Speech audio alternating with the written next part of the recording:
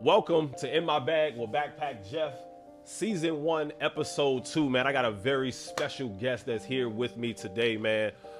Somebody that I thoroughly look up to in the poetry game, man, business-wise, man. Someone that I come to just for advice, someone that I come to for, like, just, mental stimulation, man. Someone that I know who's always going to shoot it to me straight. My guy, Orville the Poet, man. What's going on, bro? What's good, bro? How you doing, man? I'm good.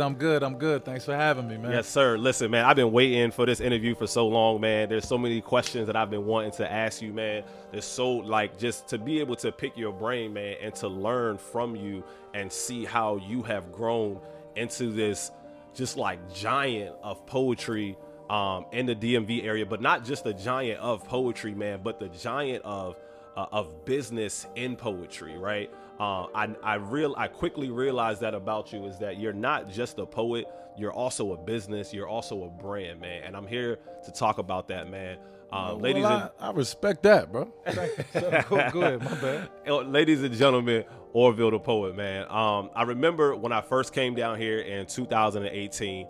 I was moving back to the DMV area, and whiskey girl, I asked her, I was like, yo, who is it that I need to know in the poetry game? Because I'm trying to build a name for myself. I'm trying to make sure that people know me. I'm trying to get to all of the best shows. Who do I need to know? And there was two people that she gave me. She gave me Orville the Poet, and she gave me E-Baby. Hey, salute to you, Whiskey.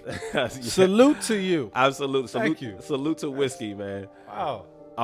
And she told me that I needed to get to know you, and I sent you a DM. I was like, yo, look, man, I'm ready to work, man. I've been doing a lot of writing and stuff like that, man. I'm coming back to the DMV, and I'm ready. I'm hungry, man. And you told me. What did I tell you? Okay, You told me, all right, hit me up if you're serious, or I'll see you if you're serious, because you get a lot of people when you are you, and people will know who you are by the end of this. When you're you get a lot of messages from people saying that they want to be good, saying that their work is good, saying that they want to do this, saying that they want to do that, but you don't see them.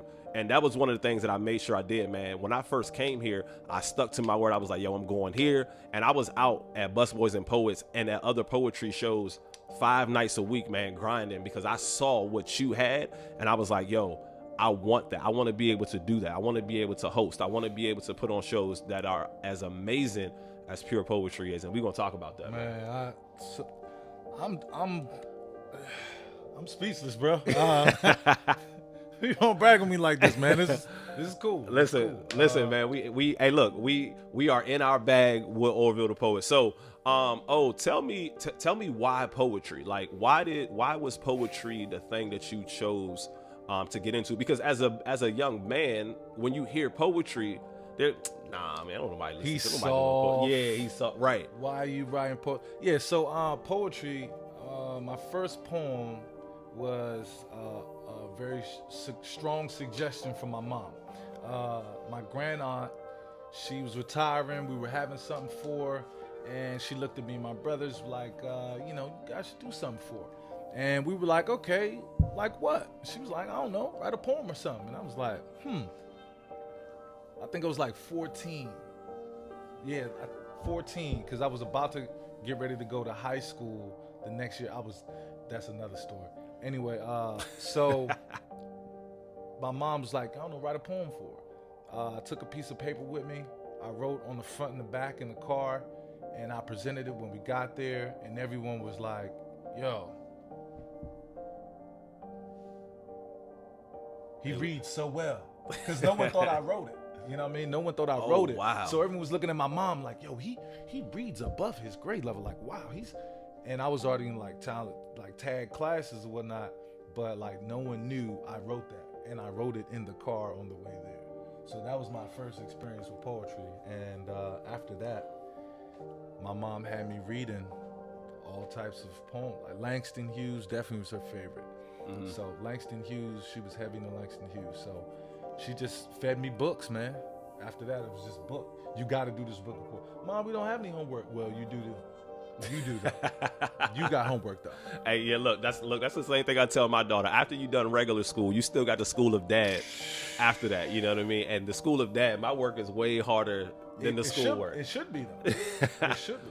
Real talk. Yeah, man. Talking about life lessons. So at a young age, you got into poetry. You wrote this poem, and from there, it kind of it just kind of like did it kind of pulled you in? Would you say? It definitely did. It definitely did. Also, around that time, there was a lot of things going on in my life, man. Like my mom and dad split.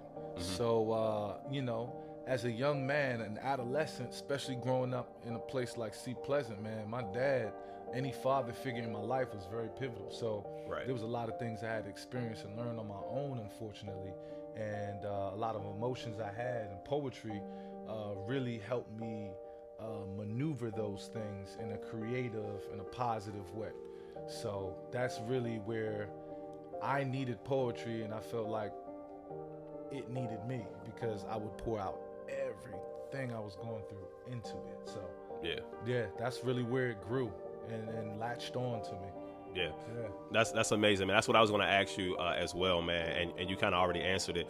But like, what does poetry do for you? And like you said, man, it's something that gives you the freedom to express. I know one of the things that I had a difficult time doing, maybe about 5 or 6 years ago, before I started writing poetry, was I had a hard time expressing myself and how I felt. And so what I would do was I would send someone a song about how I felt, and I would be like, all right, fast forward it to 2 minutes and 21 seconds and listen to 2 minutes and 46 seconds. And that's exactly what I feel like right now. And even like when I would have conversations with like women and stuff like that, like I would send them a song, you know what I mean? Because like this is how I feel right now. You know what I mean? And so I'm so happy that now I get an opportunity to, like, I get to be the one, we get to be the ones to express how other people feel, because you get people that ask you to write poems for them or write poems and moments and stuff like that. Tell me about a moment, another specific moment that you can remember where someone, like, you've written poems for weddings and stuff like that, right? Absolutely. Tell me about an experience like that. So man, weddings are awesome, right? Weddings are like hella pressure though. You better not mess up at the wedding. Whew. You see what I'm saying? You only get one shot. Somebody's recording this. This is someone's like day forever, etched in forever. They will remember the guy that did the poem, and if it wasn't good. So now is a bad time to tell you that I'm performing. I just got asked last night to do a wedding on October 1st next year. Oh yeah, you got plenty of time to prepare. All right, cool. Like, yeah, that's an awesome thing. Yeah, all right. And it's great when they give you that much notice. I've never had that much notice ever. But writing for weddings, man, it's a beautiful experience. Weddings are the first poem ever, and still currently, that I write about. That I'd say one of the only topics that I write about that I haven't experienced myself. So that was the first instance it required me to write outside of something that I experienced. So it's beautiful, man. Talking to the bride, talking to the groom, getting more info about how they met and all of these things. You know, creating the narrative and seeing where it is, and then being able to put it together, and taking some of them, and then taking some of you, and then doing what you do and putting it together, and then showing up and showing out. Oh man, it's no feeling like it. Yeah, no feeling like it. Absolutely, man. That's one of the things that I say, man, is I always want people to enjoy my art as much as I enjoy creating it. And that's very important. Yeah. And a lot of people get lost in the sauce in that. Have fun with this, yo. Like, definitely take it serious, but if you're not having fun, stop doing it. Right. Yeah, no, absolutely. Absolutely, man. I completely agree with you, yo. And I think that you have a lot of fun with doing poetry, and it's clear to see, man. But I want to talk to, because I've heard this story quite a few times, but I want to show people, and I want to give people an example of what growth looks like. Tell us about your first open mic experience. Like ever, like me spitting, or like the one where you Oh yeah. The one where you spit. Okay. Spit. See, poetry right there. Y'all gonna get that in a second. So one of the first open mics I ever went to and shared, I'm not gonna shout it out. I went, and this is my first time ever sharing outside of family, friends, or like church, right? So I go, ready. All right, I get up there to introduce me, and I'm like, and I got my piece of paper because I'm like, I kind of know it, but I really don't. Yeah. Segue, real quick pause. It's important for people to know that you are a poet. Being a poet entails that you're good with words. It has nothing to do with your memorization. So when I say I didn't know it for real, means I didn't memorize it. But that didn't not afford me the opportunity to present, because a poet is someone who puts words together. It has nothing to do with your memorization. So if you go somewhere and they make you feel less than because you're not spitting whatever offering you have from memory, that's not a place you want to patronize. Anyway, so going back to it, right? So I didn't really know it. I'm nervous. I'm shaking. And they introduced me. I get up there and, hey, and I threw up. It was the most embarrassing. I pray no one has that tape nowhere, never. You see what I'm saying? But it happened. Yeah. And after it happened, I cleaned myself up. I definitely, got off stage. Right. And people were urging me to get back up. Like, yo, all right, you got that out the way now. Right. Now, can we hear it though? Because at this point, there's nowhere you can go but up. There's nowhere you can go but up. That's why I Right. tell people on their first times, I'm like, oh my gosh, I kind of messed up. I'm like, yo, your first time throws no light to the first time I did it. It's like, throw up. So, man, just growth, man. One, memorization was something that I could never really fully grasp. Mm-hmm. But what I found is it was because where my pen was headed was a frivolous direction. You know what I mean? When I started writing about things that I sincerely cared about in my heart, I started to memorize them Right. on accident.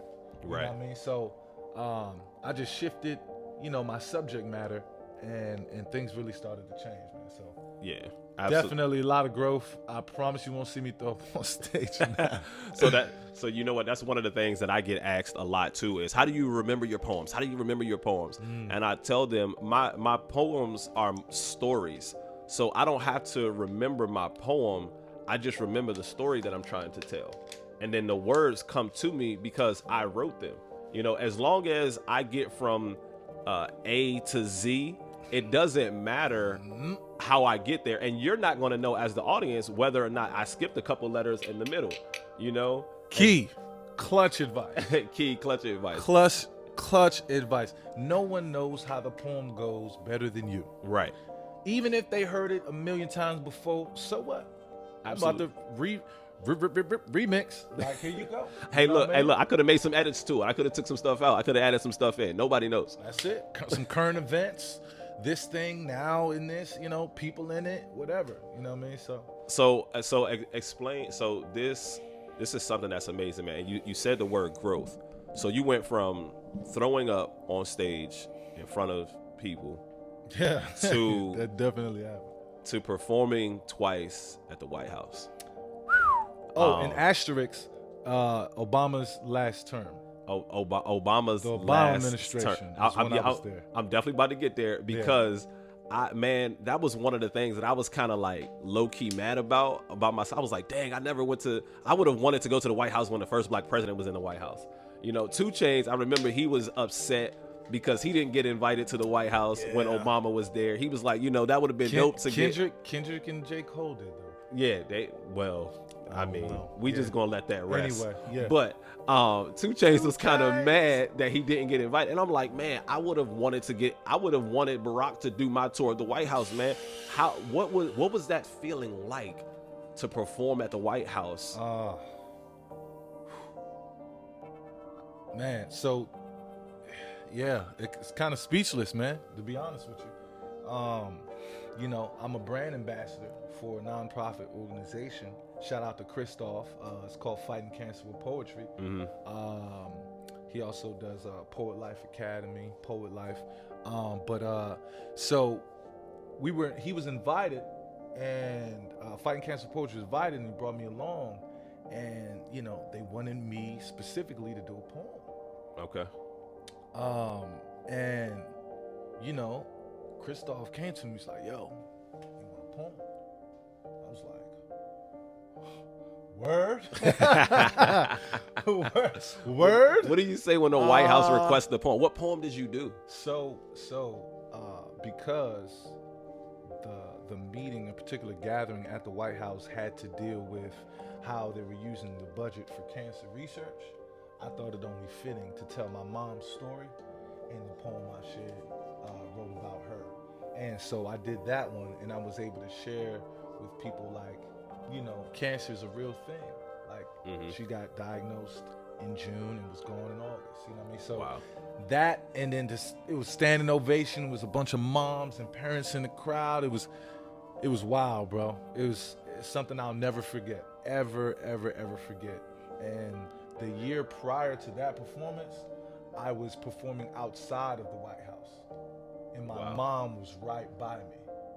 And then the following year, I got invited back to perform inside, but unfortunately, my mom had passed away. So, man, yeah, definitely. So, what do you feel, or what do you like? Do you feel like your mom is there with you on stage when you're performing? Because she was the one that encouraged you to get into this. And so now it's like you're carrying a part of her vision for you and who you are. What does that feel like? Man, it's cool. It's really fulfilling. You know, I'm very proud. I'm very proud to look like my mom. I'm very proud to walk around with her principles and morals and values. I'm very proud to have her work ethic. I'm very proud to still hear that small, still voice in my head when I know I'm going left and I should go right, and her reminding me. You know what I mean? So it feels awesome. She's definitely still here with me. In spirit, man. She's definitely with me. This is a wild time right now. Right. We're in a pandemic. You know what I mean? People are just home. People are thinking wild thoughts. You know, it's no secret to you, but for those that don't know, man, I've lost a lot of my family members in a very short period of time. So my mom being the first pillar of the family we lost, I just remember everything she said. And, you know, she kind of got us prepared for these times, man. So, you never know how strong you can be until you have to be, until that's the only choice. Wow. So it's like, say that again. You never know how strong you can actually be until that's the only choice you have. Right. And at this point, it's like you really didn't have a choice but to be strong. Yeah. Because life still has to go on in the midst of the trials and tribulations that you're facing, man. Absolutely. And that's life advice. Yeah. You know. Yeah. I think one of the things that I say, man, your situation is only as bad as the amount of time you allow yourself to feel sorry for yourself. You know what I mean? Cry it out. Do whatever. Like a button, like a boom. that's one of them ones. Look, man. Do whatever it is. Do whatever it is that you have to do to get it out. But then know that you have to move on, and that you have to continue to turn your tragedy into triumph. All right. So, man, we when I think about you and I think about myself, man, the word that comes to mind is mentor. I've watched the things that you've done, and I've watched them not only from an attendee's perspective, but I've also watched it from a student's perspective, right? I don't just attend your events.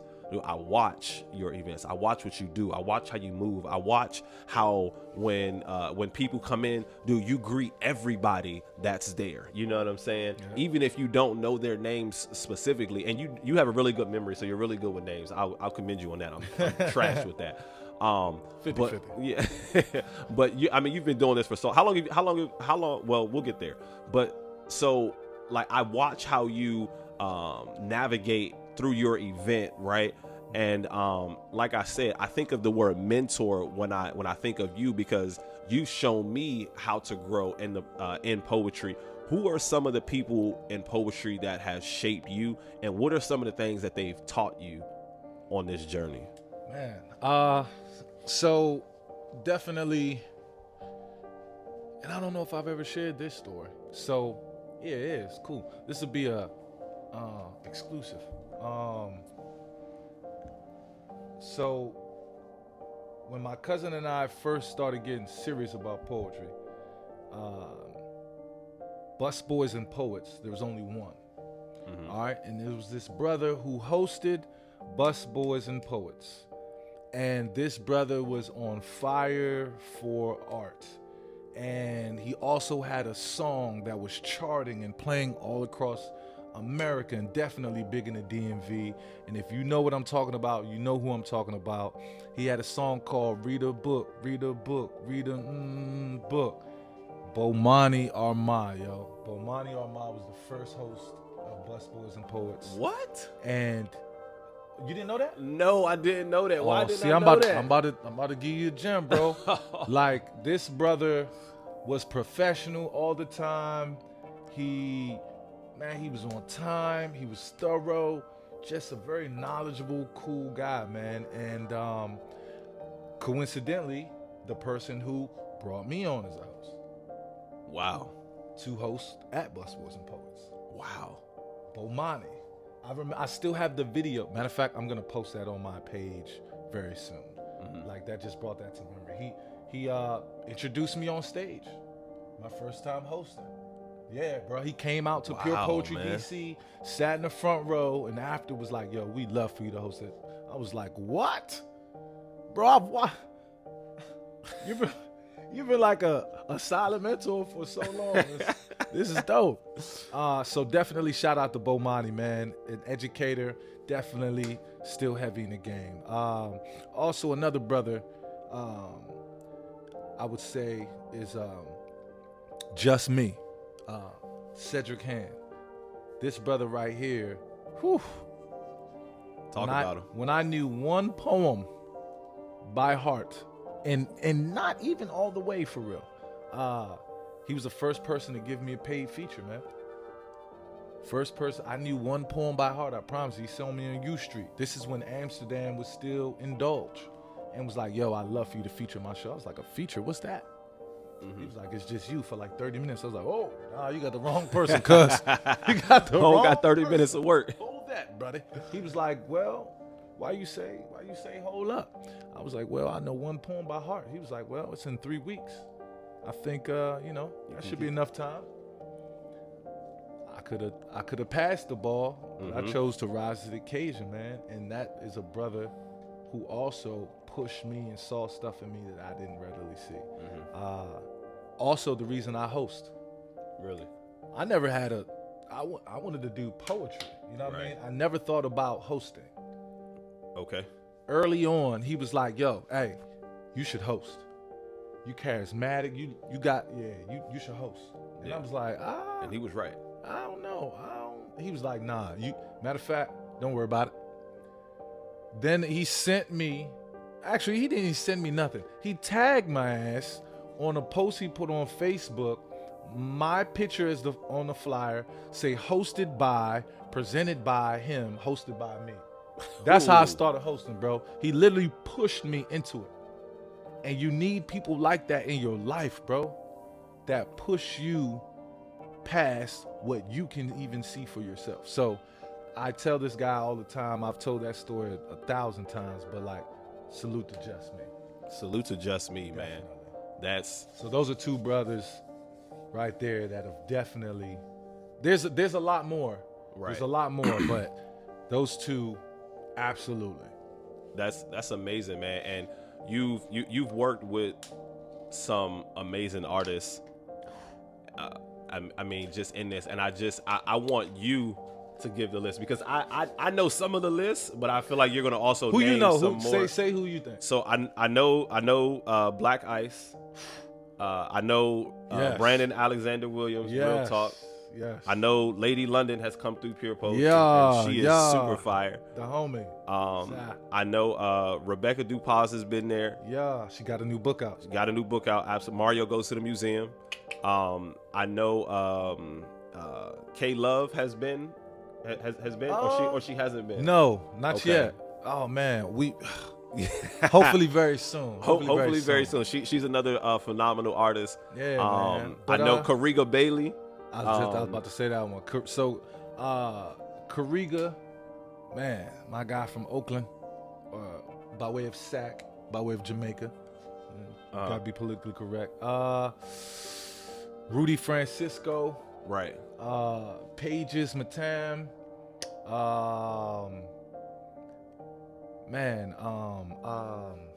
What Black Chakra. Yeah. I mean, just a bunch. Everyone that comes through has something worthy of listening to share. Okay. I can definitely tell you that. So let me ask you this question. I know you have an appreciation for other artists, for the art itself. Tell us what separates Orville the poet from the other poets. My why. That's it. Which is? I don't anything you see me doing is not to big up me. Right. You know what I mean?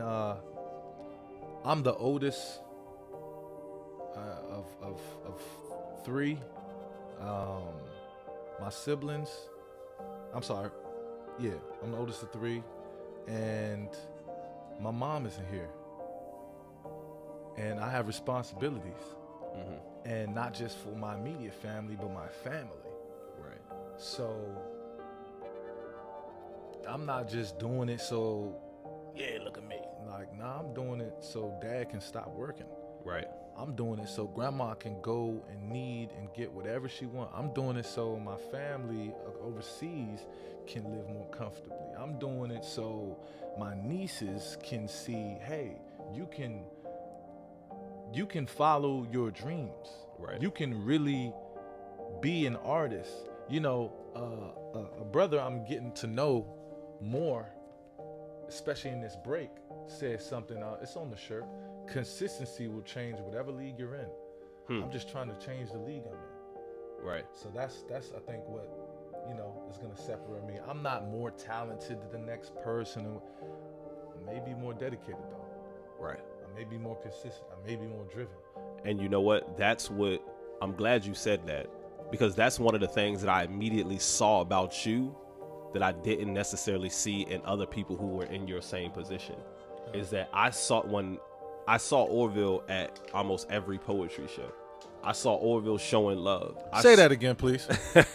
I saw Orville at almost every poetry show. Bro, Bus Boys and Poets and the private shows. I wish I had three of these so I can go to everybody's gym. I've seen you there. I've seen you pay dude. I remember one time where you and I you asked me I learned that you was hosting this event, man. Showed up and there was like 4 or 5 people in there in this whole bar, man, and it was just us. You know what I'm saying? Just us. It like there was nobody there. So like I see your grind, I see your hustle, and not just in the poetry, man, because a lot of people don't understand that if you want to build a successful show, and we're going to talk about Pure Poetry here in a second, but if you want to build a show like Pure Poetry, it takes more than just what the naked eye can see, right? And one of the things that I see you doing all the time is you are an instrumental part of the DC community. And when I say that, I mean, you go, dude, for real, you're like the unspoken mayor of DC in my eyes. Because when we go out in DC, he knows all of the bouncers. He daps up every DJ when we go in the spot.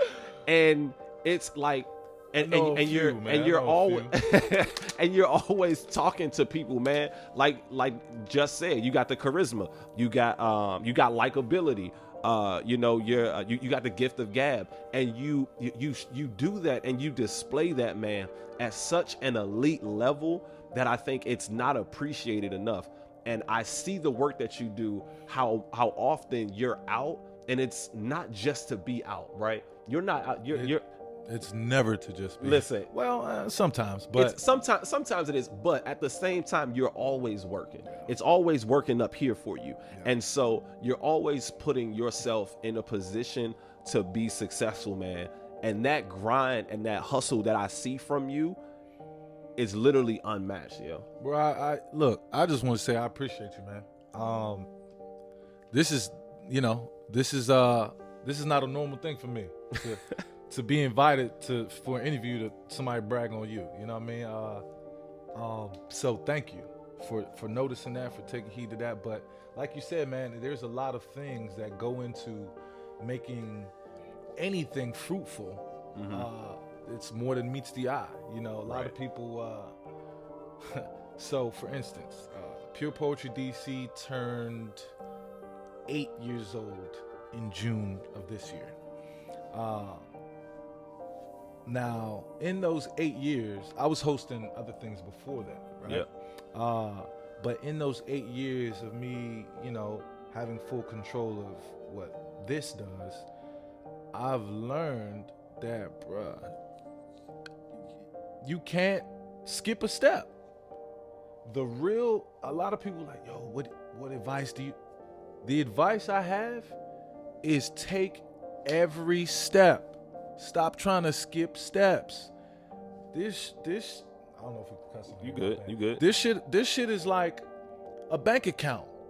You can't go to your bank account and want to take out $100 knowing you don't even got $100 in there. You can't cheat the game, the grind, the work, the journey, whatever you want to call it. You get out what you put in. So if you didn't put X amount in, you can't get X amount out. And you can't cheat the journey, the grind, the game. It knows what you've done and it knows what you haven't. So my advice is really do the legwork. Know your demographic. Do you know your demographic? What's the age range of the people coming to your show? Right. What do they like? What do they work? Where do they live? Do you have any data? You know what I mean? So a lot of these things, and it's okay if you don't have these answers, right? But get these answers. Right. But if you know you don't have these answers and you're not trying to get these answers, then even if you're hot right now, it's going to fizzle out because hard work beats talent. But if you got talent and you're working hard, you're going to be in a good position. And I've seen that in you, and man, it was one of the things that made me kind of just like follow your path. And I wanna get into. So you said Pure Poetry turned 8 years old in June of 2020, right? June 2020. What was Pure Poetry like? June 2012. Woo.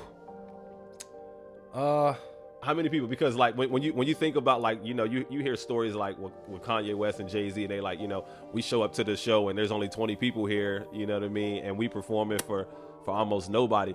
What was that like, and how did you keep believing? What made you keep believing that this was something that was going to be successful and that could run for 8 years? Man, a strong belief in self, and just I had a strong foundation, man. I had a praying, loving mom, and just a strong belief in myself, yo. Yeah. That's really it, and I had friends that believed in me as well. The opportunity at Pure really catapulted a lot of things for me. Now back to your question, what did it look like in June 2012? Didn't look like it did in March. Man, that first year, and my business partner, Lance, shout out to Lance, man. He could tell you that, that first few years, it was Duffy. I remember coming in on a night and it being 8 people there total, and me included in the 8. Oh my goodness. And we still went hard like it was 8,000 in there. You have to. Everybody shared a poem, and then everyone was like, "That's all I got." And I spit every poem I knew that night. I just kept going. I was like, whenever you guys, want to roll or whatever, but I'm going to give you all I got because you paid to be here. I know you're expecting more people, but look, one day it's going to be more people in here. Mm-hmm. I promise you that. I remember it had snowed the day before, and the venue, matter of fact, called me and was like, "Man, just go ahead and cancel." I was like, "Nope, I'm coming," because every time is someone's first time. And I don't want to miss that opportunity, even if it's 5 people. He's like, "Man, it's only 8 people here." I was like, even if it's those 8, we're going to rock with that 8. Right. And I never focused on the quantity. I focused on the quality, and then the quantity came. I used to pay them at the end of the night to do the show. Yeah. Oh, anyway, we'll get into that off cam, but yeah. No, man, my first time was like that too, man. I remember when I first started Can We Talk in September of 2019, I was paying $350 a show, man. I had to pay the DJs, I had to pay the feature, I had to pay the photographers. Everybody gotta get paid. Everybody had to get paid. And Everybody better get paid. And I'm telling you, and I lost $350 every month. The first month that I was supposed to make money was supposed to be March 2020. Yo, I was so excited for this show, and COVID hit. So I spent $350 over the course of 6 months paying for this show and have never reaped one benefit off it. When they say, man, when you get into this business, you are going to you got to lose some money before you make money in it. It take money to make it. Listen, it take money to make it. And I understood that. I wasn't afraid to bet on myself. That's you it. know what I mean? Like you said. That's it. The belief in yourself. I wasn't afraid to bet on myself. And I bet on myself, and I knew it was going to be successful because I was packing out the place in the wintertime. And that's I was there. I remember. That's off of the sheer love of just me and the other artists. Yeah. So imagine what it's going to be like in the summertime when people are just walking by and showing love, man. What was it like for you when people started to believe in pure poetry? Like, what was that feeling like? Everything. That feeling is what I literally want for everybody I love and rock with. That feeling of I really love this. Other people enjoy it. I love sharing it and offering it. Other people are actually benefiting from it. Cooperative economics is happening here. I'm able to put money in people's pockets that look just like me. This is everything I want to do. I'm successful. Mm-hmm.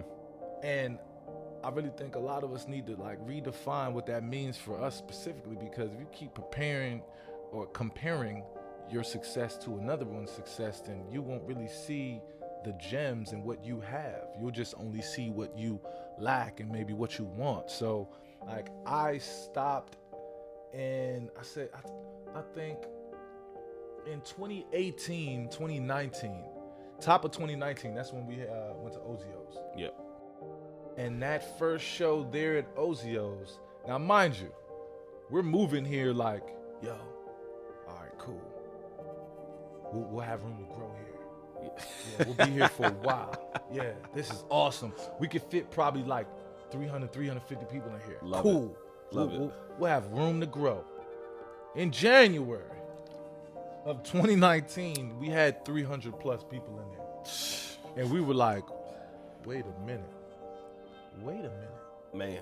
We went from Pure Lounge to over here. Pure Lounge can hold about how many people went? Pure Lounge, I remember Pure Lounge. How many people could Pure Lounge hold? We were upstairs. 80 to 100, I'd say maybe? Comfortably 80. Yeah. Upstairs. Right. But we were packing up a little over 100 up there. Right. So now we leave there and we go to Ozio's.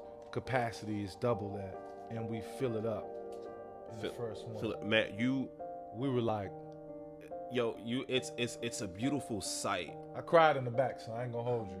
I understand. I understand why, man. I understand why, because when you look at the event and the success of Pure, you got people sitting. You got people. Wait, let me say it like this. You got people sitting on the couches. You got people sitting at the bar. You got people standing, but then you also have people sitting on the floor. Indian in style. A club. For poetry. Crisscross applesauce.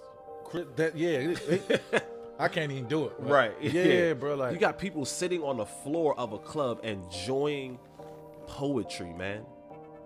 And that's because of the nature, and that's because of the environment that you've created. And talk about the environment of Pure Poetry and what that feels like. So someone who's never been to Pure Poetry, right? They coming into DC, they hear about this poetry event every first Wednesday, Pure Poetry. What can they expect from a Pure Poetry event? So I think like one of the perfect examples, like if you love basketball, for my hoopers, this is a great analogy for you, right? So I would say like Pure Poetry DC is the Rucker, like Rucker Park is that super dope.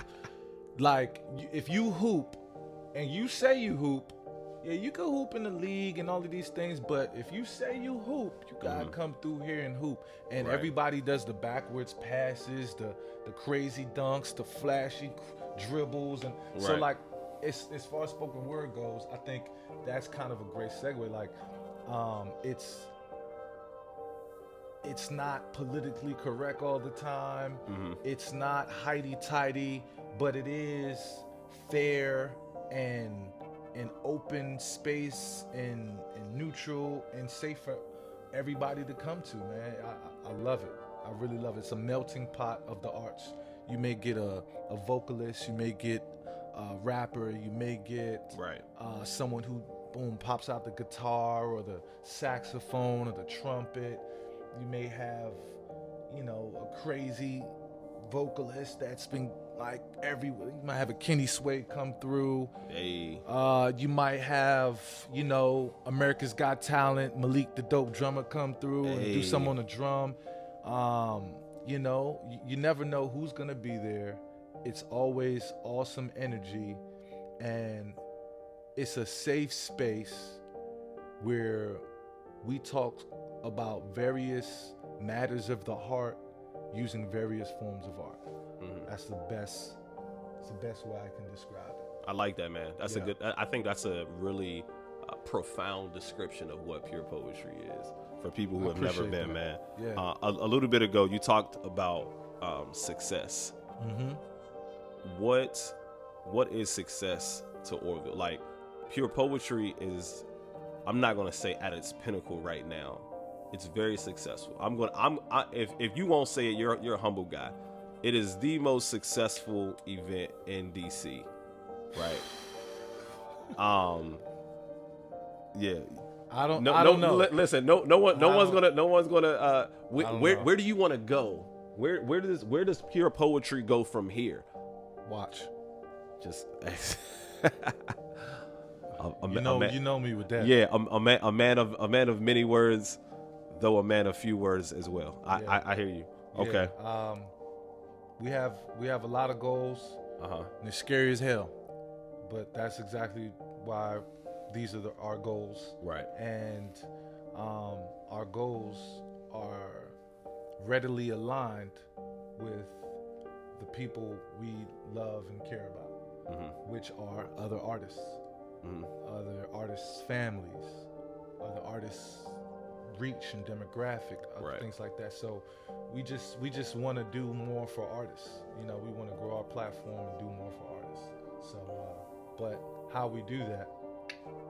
Gotta watch it. Gotta see. PurePoetryDC.com and Pure Poetry DC on Instagram and Facebook. I'm looking forward to seeing the growth, man. I'm looking forward to continuing to be a student of you, man. Likewise, clearly, man. I learned a lot from you too, bro. I learned a lot from you too, man. You definitely are a motivated individual, man. I really saw you come here and turn up. Yeah, that's all I'm leaving it there. Yeah. I appreciate that, man. Yeah. So you're definitely a person who's in their bag, not just and when I say in your bag, I'm not talking about just the finances, man. The finances is too easy. That's like when you see a pretty girl, man, you know she's pretty, but that's too easy. You know what I mean? You gotta know what she's like mentally, emotionally. You know what I mean? You gotta know where her head is at. Yeah. And so with you, it's like you're definitely in your bag, not just on the financial end, but you're in your bag here, man. Tell me a life event that has shaped you. Man,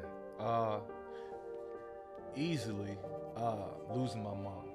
Okay. Easily losing my mom. And that was in 2015. I would say before my mom transitioned, I was super passionate about art and about life, you know, just living life to the fullest, so to speak, and, you know, kind of grabbing every day. In the hypothetical sense, when she transitioned, and now first, let me, you know, give some insight as to how that happened so people can really see what I'm saying. So we found out my mom had stage 4 cancer in like June 10th or 12th in 2015. And we lost her on August 5th, 2015. So to go from your mom's perfectly fine to gone in like June, July, all we had was really one full month. You know what I mean? What that did was now, if it's not as heavy as that situation, like, right, it does, yeah. It doesn't really phase you. Phase me now. Like, I now, unfortunately, have come face to face with one of the most hardest realities you'll ever have to face here. God forbid you already face it. Losing your mom, and then in that short period of time. Right. So there's a lot of things that I don't even worry about that a lot of people might worry about. There's a lot of things that I don't even spend time on that people may or may not spend time on. There's no like gray areas. Right. You either know you good or you know you're not. You know what I mean? It's either we're gonna do this or we're not gonna do this. It's just kept me super focused, laser beam focused. I'm about what I'm about, and I'm not about whatever I'm not about. It's like that, black and white. So that definitely changed me and changed my passion, man. Like, I try to squeeze the juice out of every single day. I try to let the people I love and respect know that I love and respect them, because I know firsthand that you could be here today and gone tomorrow. And all of these things, that's another thing. Things, I let things go. I gave away hella shoes. You saw it. I gave away hella shoes, just stuff. Like, how much stuff do we need, yo? Right. And so what I'm really concerned and focused on now, like when my mom passed, is more the things money can't buy. Such as what? Such as mental peace. Oh my gosh. Right. I never thought I'd smile again, bro. Right. Much less share a poem again. So you and I have had recently a lot of conversations, man, about how you're on this journey to find mental peace and to achieve mental peace, because you felt like you've given so much time to things that maybe didn't deserve your time. And people and places. Right? Yeah. Tell me where your focus is now with that. Tell the people a little bit about what that revelation was like and what made you come to that revelation in your life. really it all had to do with me. You know, I just cared about me a little more, and I said, you know, whose peace or business or mental space or family are you most worried about? Is it about others or Right. yours? And that was a real live question. You know, I had to ask myself that question, like, and not just answer it, but like, let's look at everything you've been doing and you've done, like, because that's where the answer lies. Right. And I had to honestly tell you some real, and we rapped about this, you know. I had to say to myself that it's been others. Right. It was others, and it wasn't my own. And in realizing that, I redirected my focus, and it now absolutely is mine. Right. You know, and a lot of people who haven't yet come to a certain level of understanding may hear this and say, well, that's selfish. I'm here to tell you it's self-full. I don't know the writer I heard say this, but I'm paraphrasing, says something to the fact like, you know, it's not selfish, it's self-full. You know, what's in the cup is for you. Right. What spills out of the cup is for others. Mm-hmm. And I realized, especially in 2015, that I had a half cup, maybe a half cup. Right. But every time I got anything into it, I was just pouring out to all of these people. And then when my mom passed and I was empty of shit, cup empty. Who's gonna pour into me? Right. These same associates, friends, other just hang-arounders, I couldn't even get a drop from them. Right. So I said, you know what? Bet.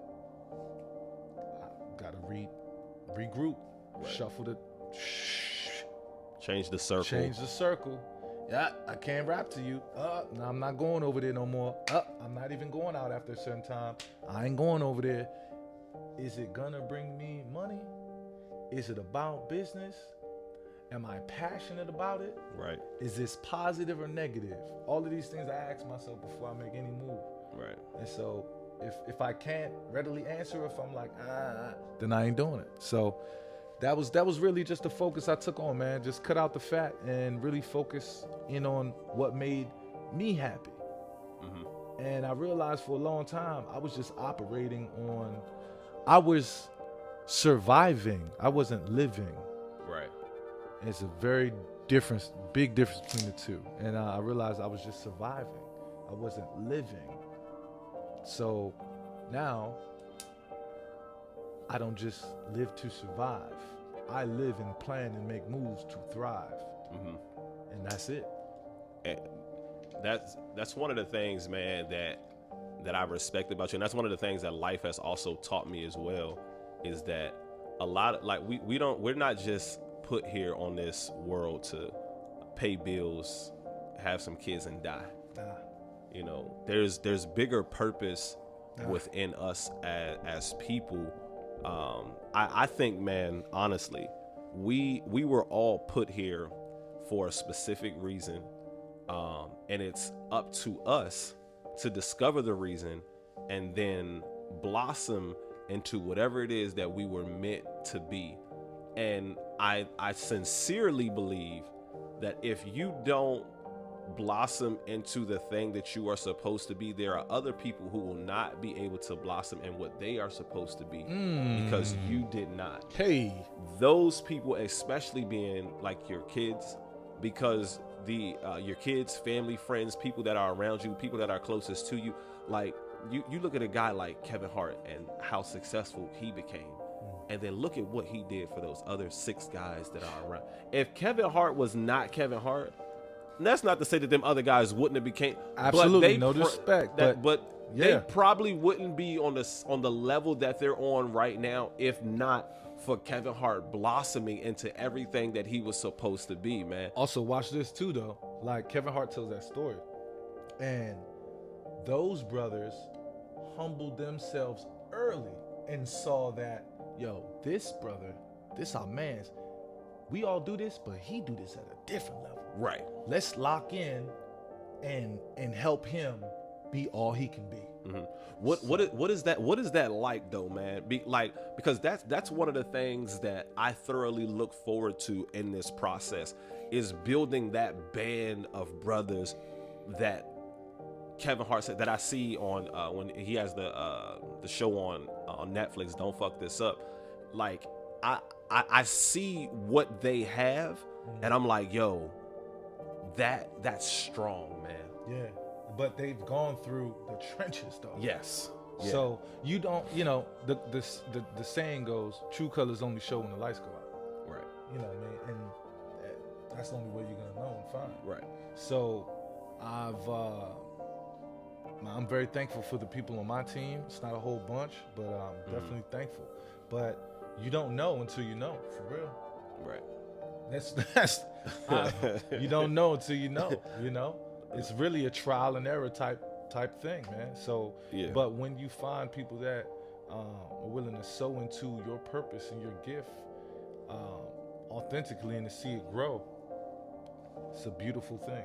It is. It's a beautiful thing. It is, man. And I see, like, it's funny because when I went to Pure Poetry, like, I always see this guy at the door. I'm like, I see the same dude at the door every single time.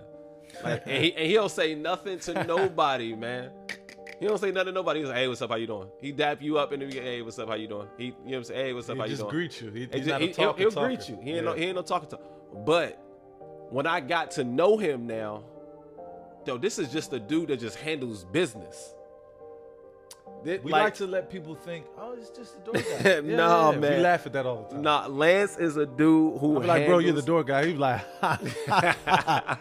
yeah. Nah, man. Yeah. Yo, he's a dude who just handles business. He takes care of business, man. Absolutely, man. And it's amazing to see him appreciate his role and know that his role is just as important as yours is, man.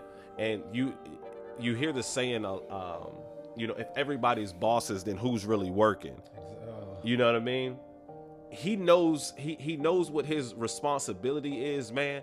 He appreciates, and he's grown with Pure Poetry. You know what I mean? Absolutely. I want you to know this, man. Like, this brother is just as important to it as people think I am. Absolutely.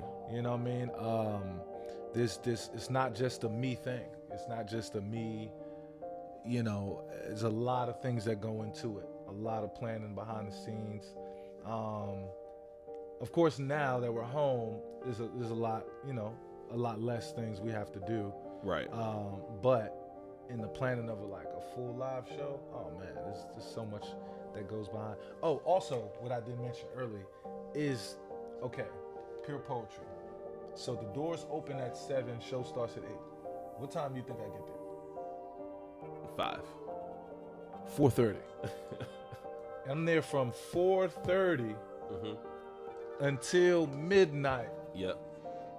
And then people don't know I got a whole career outside of this, outside of that. Yeah. So then I got to wake up and go to. So, piggyback on what we said earlier is the determination has to be there. The one, you can't skip the work. Yeah. You know what I mean? Preparation. We all hear the saying, we know it. These are things our parents and grandparents and aunts and uncles told us. If you fail to plan, you plan to fail. Right. That's real, man. It's real. So I wanna talk to you about the steps, because you say you can't skip the steps. Explain to me what the steps are in terms of creating a successful open mic event, or creating a successful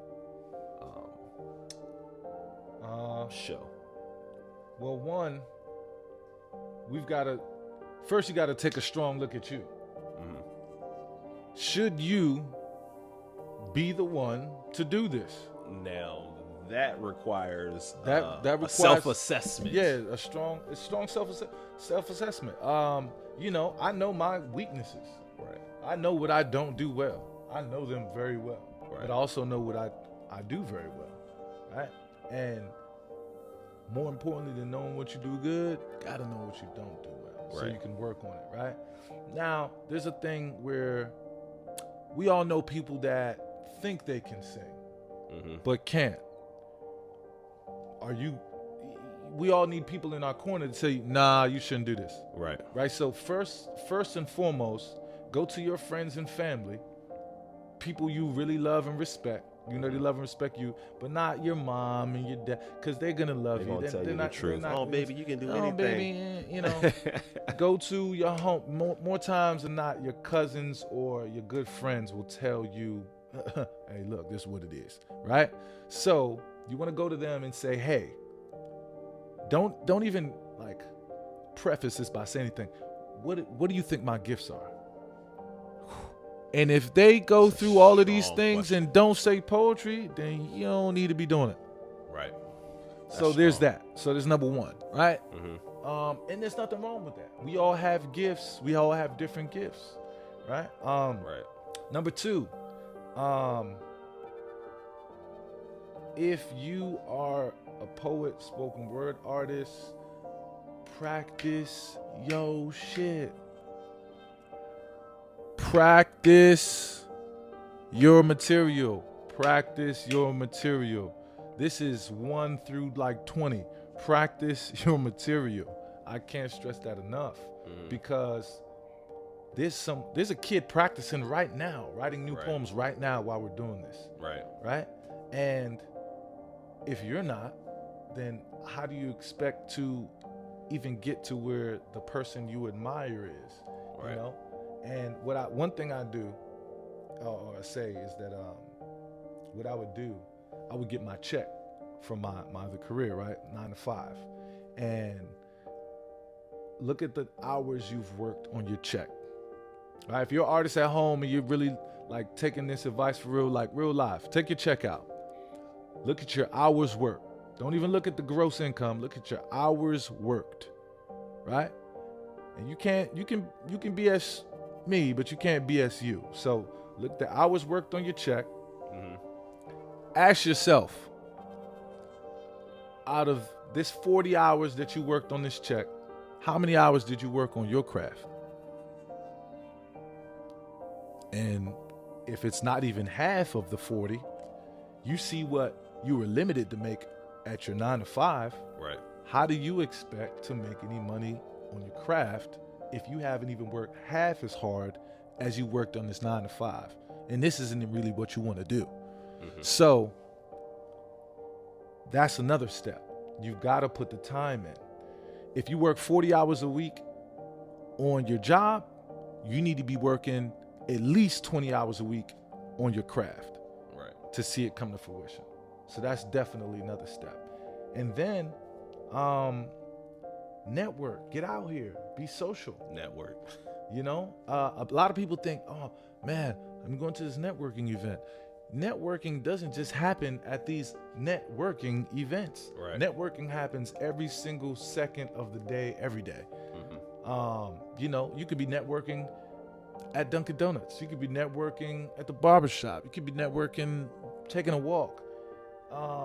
Open up your mouth. A closed mouth does not get fed, literally and metaphorically speaking. A closed mouth does not get fed, like literally and metaphorically speaking. So that's definitely another step. And if you're doing all of those things, man, the right people are gonna find you. Right. You're gonna bump into that venue that because you're hitting all of these different events, you're getting out, you're networking, you're very well prepared with your material. So you see people are like, you know, leaning towards this, like, oh, okay, they really like that stuff. I might got something like that. But then, bow, hit them with this, you know. So all of those things are, you know, of course there's more steps, but Right. Keys. Those are into- keys. And it's a start. Into at least starting. into starting. Yeah. Right. Okay. So, man, we talked about a lot and we've covered a lot, man. You've built the brand OTP as you see it here on the backpack. You got the shirts. It was in my bag with Backpack Jeff, so I said, you know, let me get my backpack. let me bring the backpack. Had to, right? Yeah. OTP, man. Orville the Poet. You got shirts. You got hat, you got merch. Definitely check out the website, overthepoet.com. Consistency will change whatever league you're in, man. And you have been consistent throughout this whole process, man. I know you will continue to be consistent, yo. And I know you're going to continue to change the league that you're in. My vision, my vision is to continue to evolve into these new leagues with you, man. I appreciate you, yo. I appreciate our relationship. I appreciate our friendship, man. Absolutely. We have literally grown, and man, I'm super happy to have you on and to be able to just be in my bag with Orville the Poet, man. Absolutely. I appreciate you, bruh. Thank you too, for man. coming out, man. Hey, y'all, look, it's been it's been wonderful.